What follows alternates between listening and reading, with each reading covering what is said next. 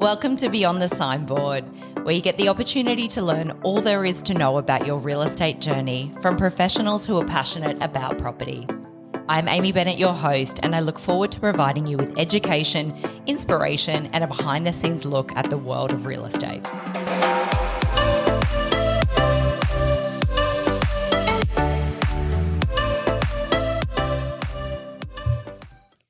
Well, good morning and welcome to Beyond the Signboard with Amy Bennett. I am delighted this morning to be joined by Darren Colquist from Jim's Building Inspections here today. Welcome, Darren. Thanks, Amy. Thanks for inviting me. Oh, my pleasure. Normally we're found under a house or where you are. On a roof, subfloor. Humidity and everything. So it's nice to be in a relaxing office and coffee and everything. Yes, very nice. I'm delighted to have you here, Darren. Building and pest inspections are such a key component to a contract, and it's something that you're really passionate about, and that's what I really wanted to share with our audience today. But before we get into the termites and moisture and all of that fun stuff, can you share your career journey with the audience? Yes. I left school and joined the army straight away, and I did an apprenticeship mechanic, and enjoyed it, and it wasn't for me. So when I got out, I went and worked at my father's hotel in the Adelaide Hills and learned about hospitality and bottle shops, and then worked for vintage cellars for a while, just in bottle shops, and end up managing bottle shops here, and then at the Caloundra Hotel, and all the Stewart's pubs here in the 80s and 90s, and decided that wasn't really for me as well, and decided once I started working for a friend of mine, I started doing some building work, and he did everything from the ground up. So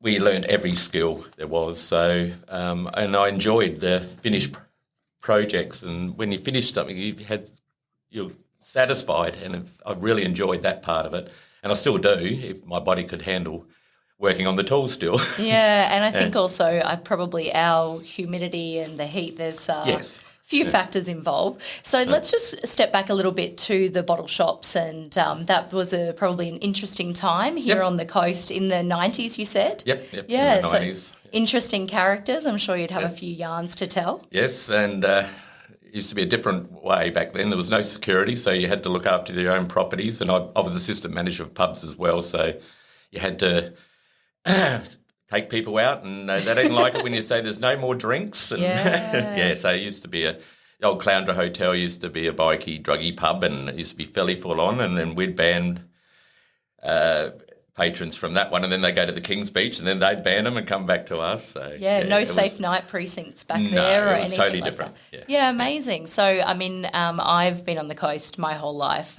sans a few extra years. So, definitely remember the early 90s of Caloundra. We both love this part of the world, which is really special. And you're in Currimundi? I'm at Currimundi, and I met my wife at the Mooloolaba Hotel before it got knocked down. Now it's a Woolies there. Okay, so that's where I met when we were 17, 18. Amazing. What a credit. We'll get to your family because there's a few of them, which is exciting. We've got a few guinea pigs and everything. But look, let's fast forward from your transition from building into your building inspector role. What was it that was that real catalyst to move into that position? Well, in 2018, I rebuilt my home and spent a year with my son just rebuilding it from the ground up, and realised I couldn't keep working on the tools. It was hard work from doing all the bricklaying and all the timber work and framework and everything. And I was doing a few decks at the time for friends and for our other customers, and realised my back can't handle this, and I need to do something else that I enjoy and use your expertise and things that you've learned over all the years. And I always thought of being a building inspector before this, but when I looked at it, I thought this could be something I could do into my 60s and still work at the pace, work-life balance. I can do one inspection a day. When I get a bit older, I can do 2 or 3 a day, but you just work what suits you and fit your lifestyle in more. Yeah, amazing. And I think probably there's been a theme throughout your career has been being of service, but also being around people. I think that's very much, I mean, we always have a great time when we're at a property and gosh, we've done quite a few together, years, and yes. we've had a few little challenges, but it's always great to work together. You're always on time, or if not early, and you're always really amazing with your reports and getting those out. So it's really evident that you love what you do. Yep, I do. And if you're not 15 minutes early, you're late.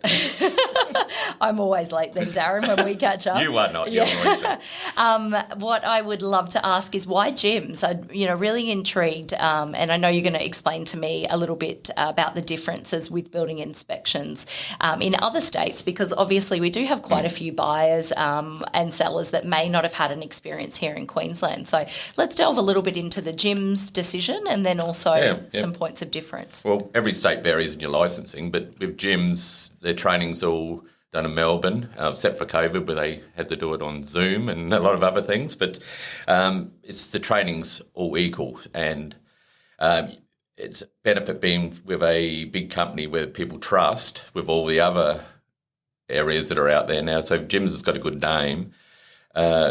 With the actual training part, it's very thorough, and that's what you want to have. Yeah, absolutely.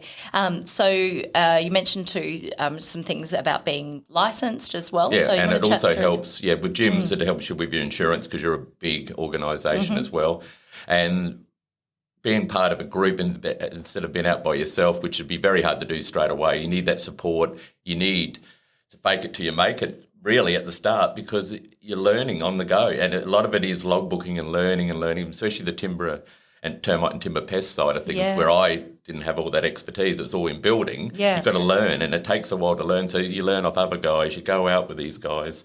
And also, when you're actually doing, if you want to have some time off, you can have guys you can trust to take over your area and just say, hey, look after my clients, and it's a real and camaraderie. you can step back in. Yeah, so you've got that backup as well. That's great. And also that mentorship as well, because we don't know everything, and I think it's really important to be able to, ask for help or support or get a second opinion. Yeah. We have team meetings every 6 weeks, so we all catch up. There's inspectors all over Queensland, but from our region we pick areas because we got them in Hervey Bay, down to Brisbane and all around. So we just have a meeting, usually at the Banana Bender at the moment.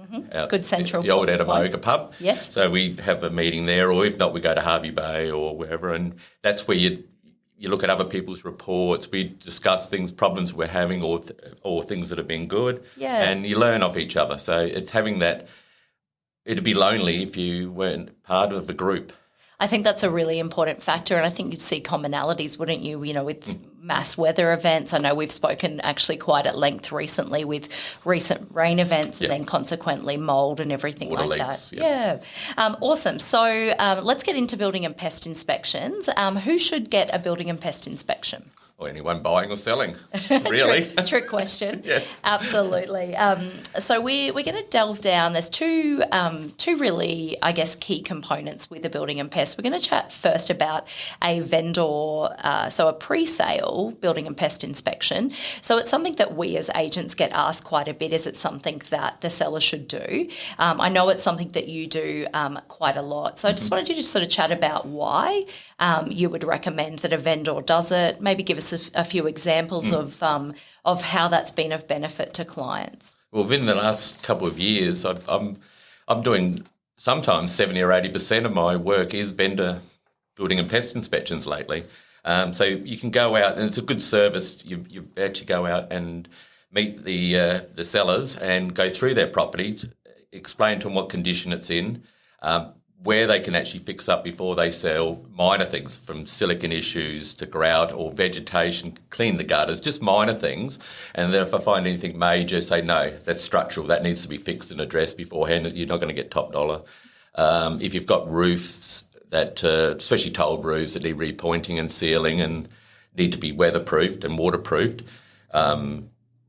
leaks and showers, then you go through it. Then when you have actually walk through and then send the report out, at least when the buyers, they can show people before they come, they know what condition the house is in, and they don't need to negotiate anymore. When whatever price they put in, is going to be the price because there's nothing hidden. That's From the right. fencing, if there's major defects and there's fencing needed to be done, Yeah. there's nothing hidden. I think also too, it probably goes off in two different streams there, Darren. So the first thing is really the rectification for the vendor. So you're giving hints and tips and suggestions where you're saying, for example, attend to the gutters. This may not be a make or break, but it's something that's going to help with the presentation. General maintenance. Yes. Exactly. And then also it's going to be something that presents in any building and pest inspection.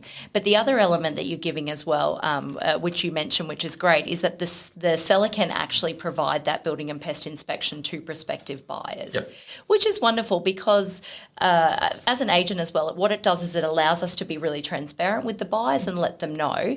So, for example, we just recently worked on a property, didn't we, where there was 2 or 3 things that we were able to identify that would be things that a buyer would need to probably look at as soon as possible.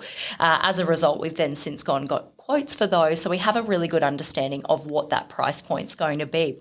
So if we hadn't undertaken that process and the buyer started that journey, they may think that the job's too hard, B, it's going to cost a lot of money. We still do have a little bit of fear of ability to get trades.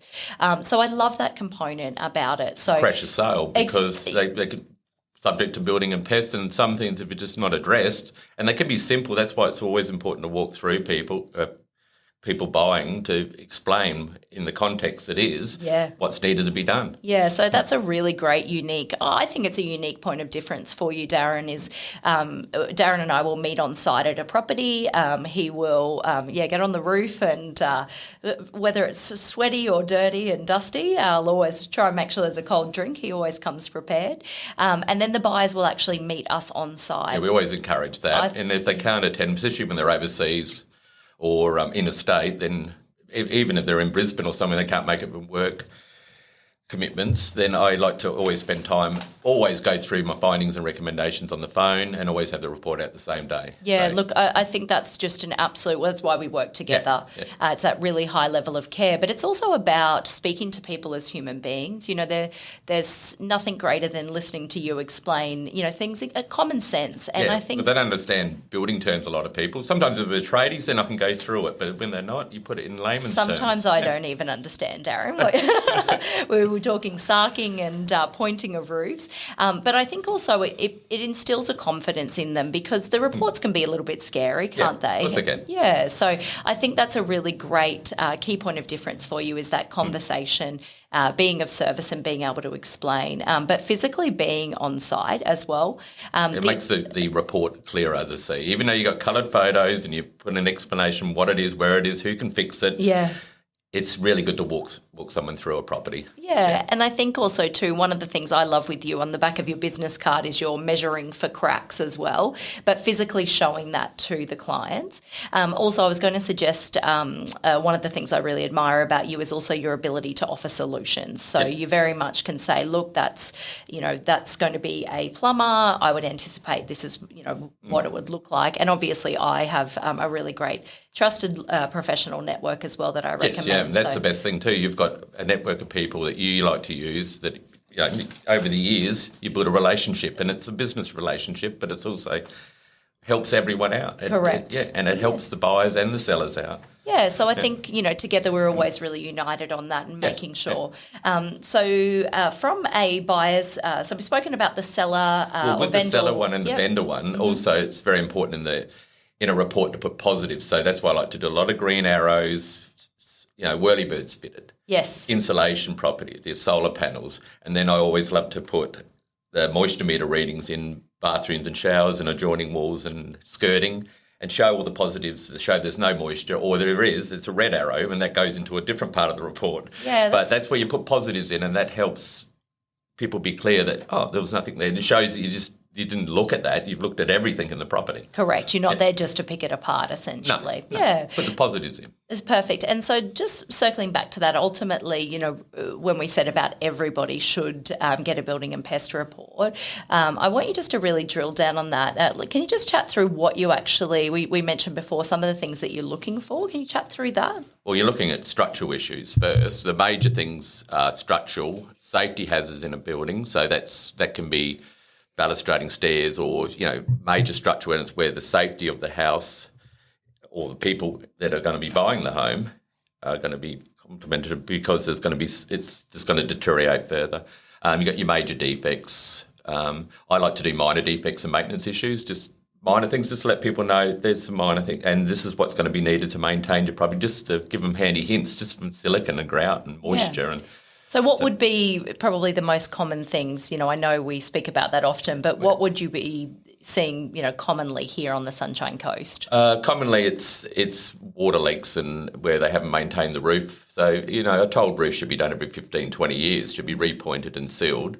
And a lot of the homes don't have sarking underneath to redirect any moisture.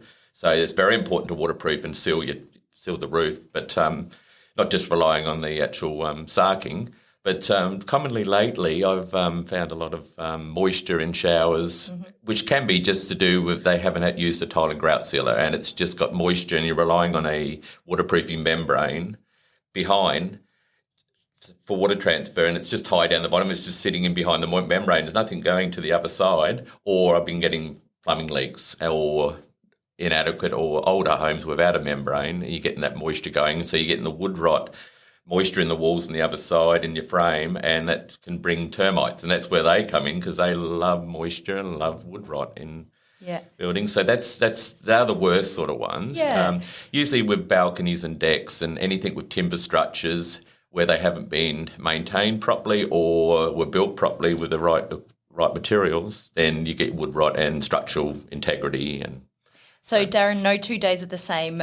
No properties on the Sunshine Coast. I know sometimes you're at a $4 million property and sometimes you're in an older style property.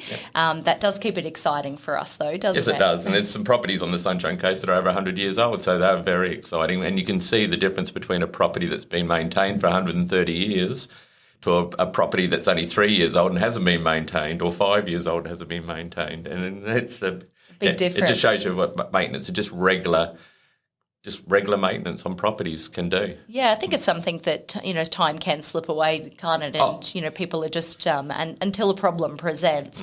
I know one thing with the proximity to the water as well, the screws on the roof, quite often. I mean, most of us aren't up on our roofs frequently.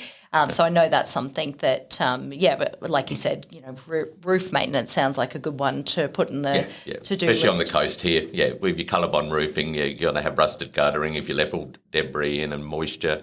The roof screws are the common one. You just don't want to have holes in roof sheeting, and that the roof screws, it just means that they just need to be replaced. Yeah. And they're usually the main stem in their main thread is in good condition. It's just the head and the rubbers perish, so it is worth changing them when they do. A lot of the properties I find that are right on the beach have a lot of different maintenance requirements because we are very much exposed to the elements here. Salt we and do spray we've also seen a lot of UV damage as well. I know we've sort of come across that in the past where decks haven't been sealed and everything. What I'd love to ask Darren is, what's one myth or misconception about your industry? Well, the biggest thing I think I hear a lot is when they ring up, I've got a house that's only a couple of years old, or it's reasonably new, or even if it's brand new, and they say, well, they'll be perfect condition, there shouldn't be anything wrong. Well, and I don't require a building and pest, do I? So that's the myth I get, and you just got to explain, because I do a lot of new construction as well. And let's chat through that. So if a property is, say, brand new, or it's under 2 years and it's been through its certification and everything, why would they engage a building and pest inspector? Well, still get up in the roof voids. You can still check if the foundations or the drainage. A lot of them don't have the drainage. I find a lot of they don't have adequate fall away from a building on a property that's brand new. You can go to a brand new house and the tiles are all drummy because they haven't prepped it properly. I did a house at Sunshine Cove a year or so ago that was brand new, or 1 year old, and that was 40 mil difference. And those homes are pretty thin homes, and there was 30 or 40 mil difference from one side to the other wall on the other side. Yeah, wow. 50 mil from full difference from the toilet door to the back. That's some tiler tried to get away without levelling the floor. And yeah, wow. So new isn't always perfect, right? No. Yeah. I want to really explore a little bit more about your passion, which is evident for our listeners and viewers. But let's chat about termites. So obviously the pest component, we've spoken about building, and I know that's a real passion of yours.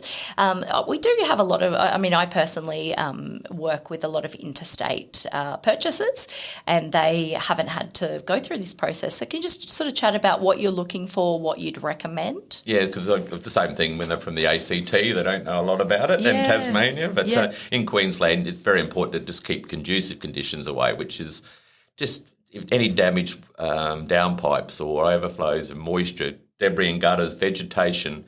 The worst thing all inspectors find is garden beds and mulch over weep holes where they can just come straight into your house. Even if you've got a termite management system in place, they can come straight in the home and eat any of the timber throughout the property, and that's major costing. Overhanging branches, I know that's something. I always have to put that in because that causes damage and storms and that as well as all the leaf matter building up, moisture. Yeah, it's very important to just get rid of anything conducive that brings them to your area, and that could be just stored timbers under the subfloors in buildings, which you go in and then they just got timbers on the ground in a moist sort of area, and they were all eaten out. Yeah, wood rot. When things get wood rot in too, you're better off replacing those timbers if they were treated and have wood rot, like a sleeper or a retaining wall. The termites still eat that; they love it. Yeah, so, and I always think of you with the overhanging branches. It's like an express freeway, isn't it, for the termites into the property? Yeah, it's more that, and it's. Most properties that are built nowadays have a termite management system in place. It can be physical, chemical. A lot of older homes that post construction licensed pest controllers sort of push chemical injection or reticulated systems around, so you have a chemical barrier around a property. But there's a lot of companies out there that do monitoring systems. You don't need to do the chemicals. They'll come out every 3 months and do a monitoring. You can use bait stations or little sticks in the ground to see what is around your area. Yeah. So regular monitoring, so you can get a yearly subscription, get them to come out for all your general pests. Perfect. And then when you do monitoring, so you're not having all that cost outlay for a chemical barrier, but any system is better than none, or regular inspections. So, and I think it does vary with the properties. I mean, we've certainly on the inspections we've done together, we've had sort of any and everything, sometimes none as well. So it's really about being able to educate the purchasers about that process, and then, like you said, introducing them into services that are available. Well, they're all individual, so every property is different. So where you might want a termite management system, this might just need a monitoring system. So they all vary. Correct. Yeah. That's what keeps us entertained, doesn't it? Yeah. So speaking of, what do you love about your role? Well, helping people. It's the biggest purchase in most people's life because I mainly stick to just building and pest purchasing and pool safety inspections at the moment. So I like to talk them through, and it's a big investment, and it's usually the biggest investment in most people's lives. So I like giving people the peace of mind that, hey, you're buying a property that is in good condition. Yeah, amazing. And even if it is fair condition, yeah, or what's needed to be done. Correct. I think that's you're always offering a solution. Yeah, there's always solutions. Yeah, so you just alluded to there about pool safety certifications. So that's a really great thing that it's always wonderful when we can provide our client with multiple options to be able to have one service provider do them all. So in Queensland, we need to have a pool compliance safety certificate every 2 years. Is that correct? It's when you're selling, and every 2 years if you're renting. Perfect. Yep. Thanks, Darren, for clarifying. So Darren is phenomenal with that. So we do that as a pre-sale. So that is something that Darren will quite often meet me out on site. We'll get that all sorted so that we have the pool safety compliance certificate as part of the contract. Perfect. That's it. Yep. All right. You love your role, but if you weren't doing it, what would you be doing?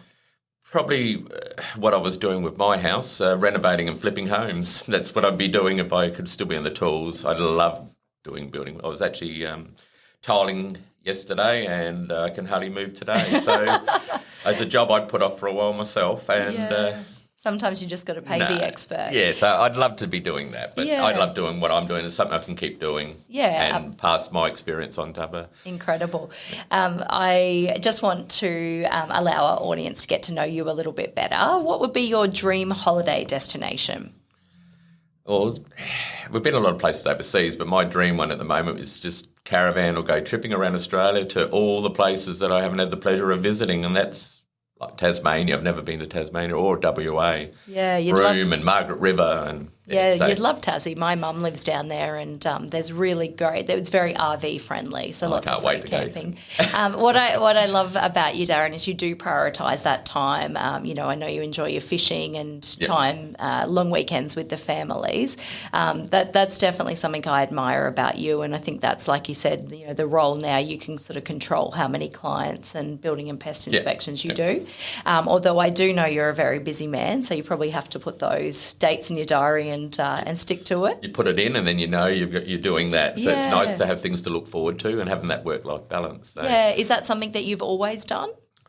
I've tried to, but sometimes it's out of control. Yeah. Especially bringing up kids and you've got jobs where you're dependent on, where I can work around what I want to do now. And we've been visiting a lot of places where I can leave on a Friday and come back on a Monday, 2 hours or 3 hours from the coast here. Yeah, beautiful. And even just Imbil or Kenilworth and places you haven't been before, and little sites or rivers or... Yeah, do you prefer inland or coastal? Everywhere, we just go anywhere. We went to Ballina, we go anywhere. Yeah, that's awesome. It's nice just to get away. Yeah. Look, it's we do live in paradise. We are really blessed, but there's something about being away from it all, isn't there? Yeah, just to let the hair down, relax, have a little fish and a surf. Favourite fish to catch? Well, lately it's flathead on soft plastics. Yes. That's what I've been doing at the moment. Yes, I do know you're quite renowned for your fishing techniques and quite often get stopped and asked what you're using. And did you say to me once that you'd sold out of lures or something that the shop had sold? When I went to go and get some, I think I must have been telling too many people about this particular brand. Yeah.